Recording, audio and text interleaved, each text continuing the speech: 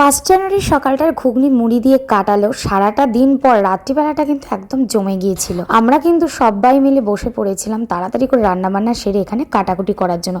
আমি, ছোট মা, ননদ, ননদের বর এরাই ছিলাম।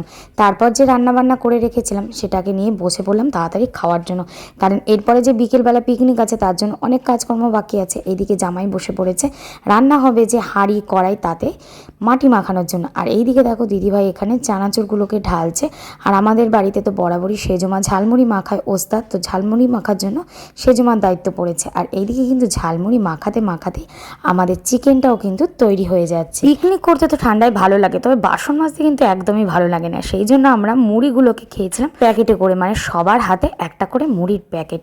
তবে যাই বলো, পিকনিকে কিন্তু এইগুলোই মজা, হাতে সবার একটা করে মুড়ির প্যাকেট কিন্তু বেশ ভালোই লাগছে। আর বাড়ির যে ছেলেরা বাড়িতে ছিল না তাদের জন্য কিন্তু কন্টেনারে করে মুড়ি আর চপ তুলে রাখা হয়েছিল।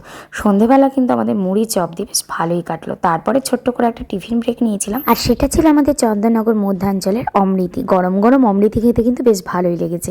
এদিকে কিন্তু সমস্ত রান্নাবান্নাগুলো আমাদের কমপ্লিট হয়ে গেছে। এইবার শুধু একটু সবাই মিলে কোমর দোলানোর পালা। কোমর দোলাতে দোলাতে বেশ অনেকটাই রাত হয়ে গেছে। এদিকে দিদিভাই দাদাভাই আবার শ্রীরামপুর যাবে, বেশ অনেকটাই রাত হয়ে গেছে। ওদেরকে আগে খেতে দিয়ে তারপর কিন্তু আমরাও খেতে বসে পড়লাম। আজকে আমাদের মেনুতে ছিল চিকেন কষা, ভেজ ফ্রাইড রাইস, আর তার সাথে চন্দননগরের বিখ্যাত দোকানের জল ভরা।